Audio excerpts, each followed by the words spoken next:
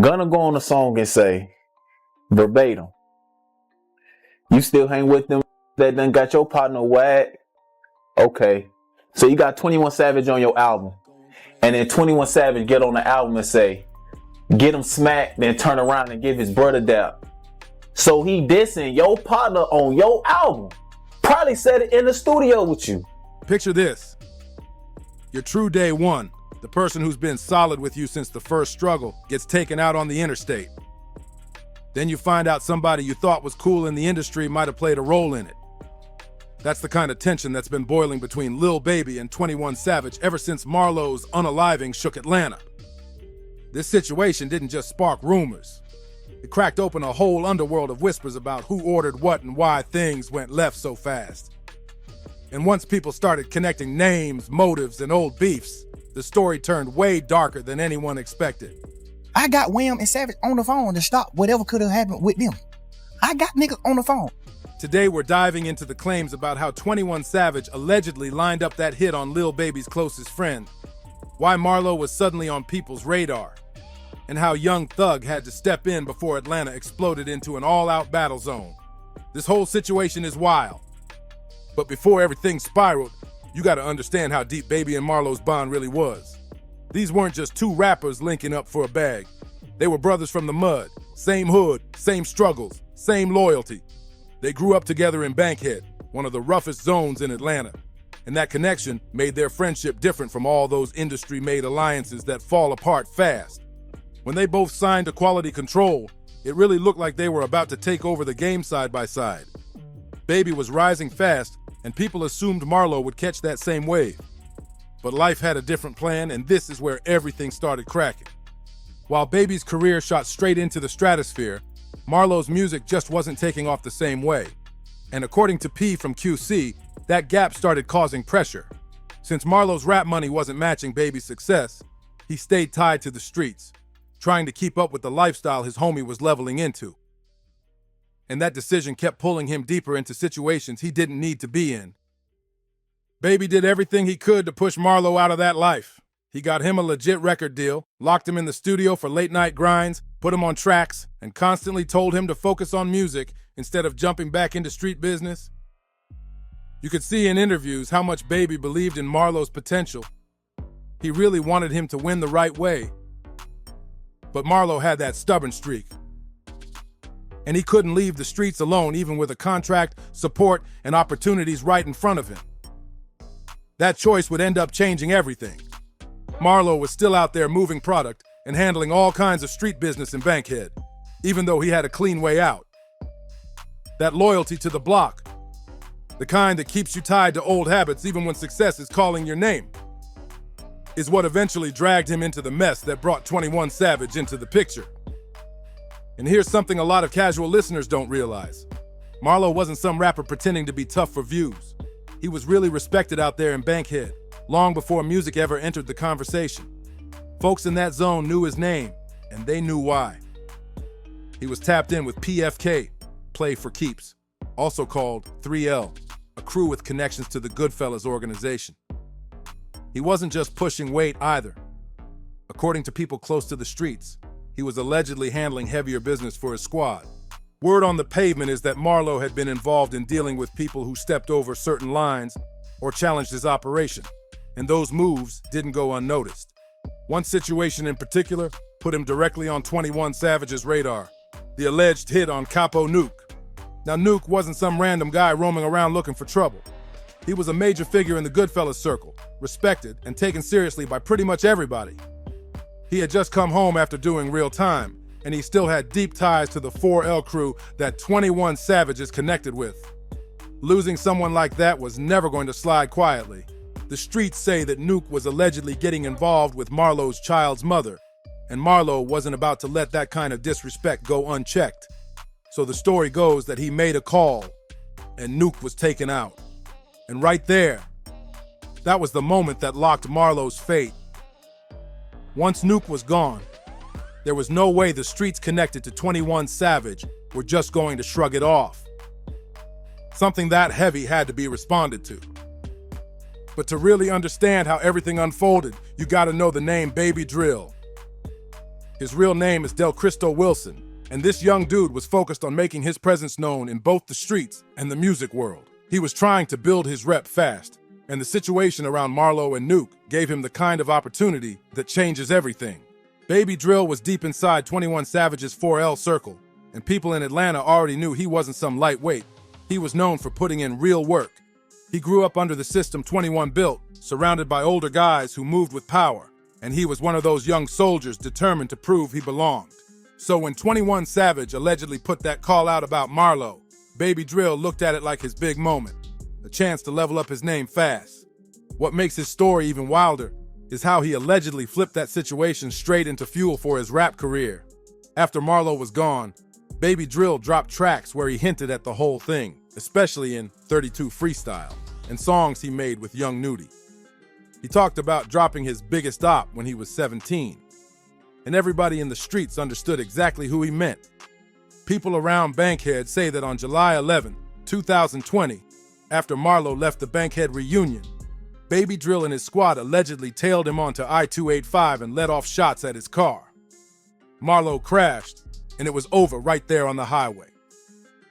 What makes it even more shocking is that Baby Drill later got arrested for a different homicide case, showing that this wasn't the only time his name was connected to something serious. To understand why 21 Savage wanted Marlo off the map, you gotta look at the deeper gang politics running through Atlanta. 21 Savage leads 4L, which includes Slaughter Gang and connects to different blood sets across the city. That network runs wide and holds real influence. On the other side, Marlo was tied to PFK, also called 3L, which had links to the Goodfellas organization. These weren't small cliques, and these were powerful street families with deep history. And the crazy part, these two sides used to be cool. There's old videos of 21 Savage and Marlo hanging out in the 9th Ward, laughing, vibing, showing nothing but love. They were doing shows together, making money, and building respect with each other.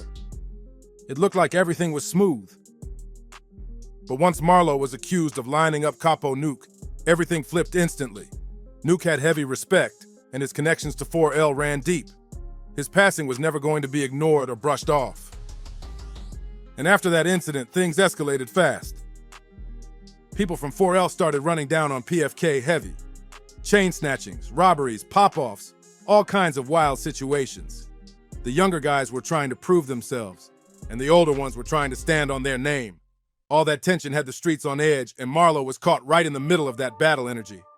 4L was applying heavy pressure on anybody even remotely tied to 3L, and the tension in the streets kept getting hotter. One of the biggest losses in that back and forth was Mad Rock, just 18, but already known as a serious 4L hitter. When Mad Rock was taken out in a drive-by, the whole city started whispering that it was PFK sending a message back. That loss pushed the situation into a new level of chaos, creating a cycle where only major names getting removed could slow things down. And this is where 21 Savage's part in the whole mess started showing in a way that shocked people. Not only did he allegedly greenlight the move on Marlo, he doubled down with disrespect that had everyone talking. He actually sent shots at Marlo on Lil Baby's own album, like he wasn't fully aware that Baby was dealing with the pain of losing someone he called a brother. He dropped slick lines that clearly pointed at Marlo, basically playing with Baby's grief in front of the whole industry.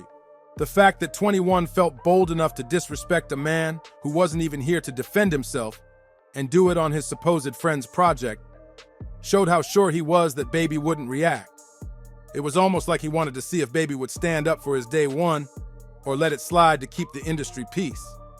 That kind of challenge isn't small. In real street situations, that type of move usually brings retaliation right away. This hit even harder because Baby was still trying to process the loss of somebody he genuinely loved and believed in. And here's 21, sliding in subliminals like nothing happened.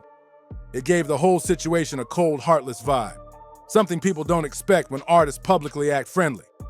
Now imagine being Lil Baby, slowly putting the pieces together and realizing someone you trusted in the industry might have had a role in your childhood friend's passing.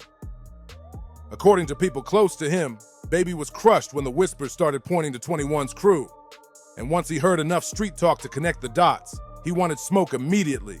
Sources say he was ready to go toe-to-toe with 21 Savage and the entire 4L camp. But that's where the real complications kicked in. the politics. Both artists were major earners, both were tied to powerful labels, and both had huge careers on the line. Going to battle publicly would have blown up the whole Atlanta rap scene, and Baby knew that. But what cut deeper than anything was realizing 21 had been smiling in his face the whole time. Doing songs together, showing love at events, standing shoulder to shoulder like everything was cool. Meanwhile, the allegation was that 21 already knew exactly what happened to Marlo, because he was the one who allegedly called for it. That's the kind of betrayal that shakes a person to their core. Young Thug has always moved like the big homie of Atlanta's rap scene, somebody who tries to keep the city unified, especially when it comes to music. He said in interviews that he stepped in more than once to stop beefs from turning into something ugly, because he knows when Atlanta artists start going at each other, everybody's bag takes a hit. So when Thug caught wind that things between Lil Baby and 21 Savage were heating up for real, he understood immediately that this wasn't some light disagreement. This situation was on track to turn into a full-blown battle between powerful crews in the city, and Thug knew that if he didn't jump in fast, Atlanta could have been dealing with something way too big to clean up. So he stepped into the middle of it and made a move only someone with real respect could pull off. He got Baby and 21 on a three-way call and laid everything out straight. He told them they were bigger than any street tension, bigger than old drama, and bigger than anything the internet was whispering. He reminded them that Atlanta is known for unity, not tearing each other apart. And according to Thug himself, he told them, "Man, y'all brothers, we ain't talking about no internet stuff. We talking about real life." He even said both of them could go on any platform and admit that he had them on the line calling for peace. And even though Thug managed to settle things on the surface, the streets weren't fooled at all. People close to the situation felt that the tension never truly disappeared. It was just pushed out of the public eye. That's why Gunna felt bold enough to speak on it later in his music. In one of his tracks, he took a shot that shook everybody, calling Baby out for hanging around someone who done got your partner whack. Hearing that in a song hit hard, because it lined up with what the streets had already been saying. And then there was the moment Baby posted about Marlo, and deleted it minutes later. That move made a lot of people side-eye him. Folks started asking whether Baby was really standing on street loyalty, or if he was protecting his career and industry ties instead. It raised uncomfortable questions about whether Baby was trying to distance himself from the whole situation to keep the peace with 21. One of the clearest signs something shifted between Baby and how he handled Marlo's passing was how he suddenly stopped mentioning his friend in public. Before all of this, Baby always showed love, always spoke on Marlo, always kept his name alive. But after the tension with 21 quietly cooled, that public love faded away, and people noticed immediately.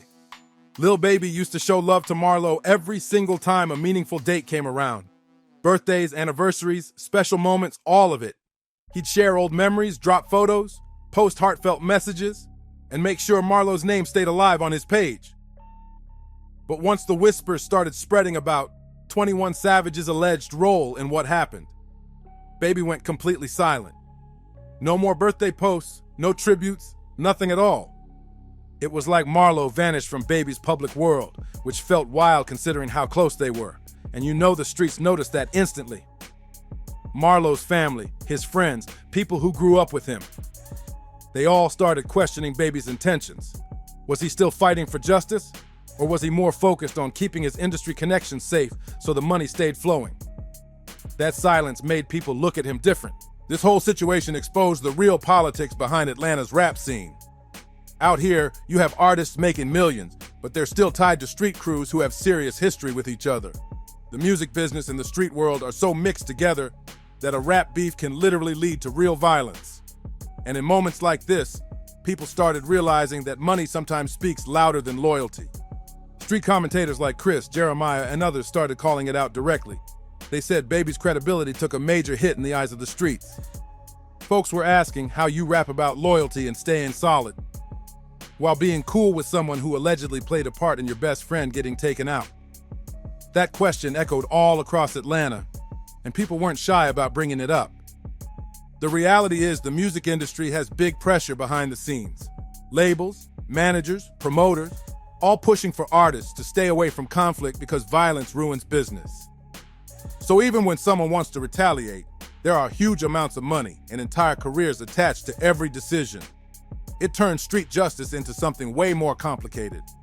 At the end of the day, this entire situation is a story about loyalty, betrayal, and the heavy cost of trying to stay connected to the streets while becoming a superstar.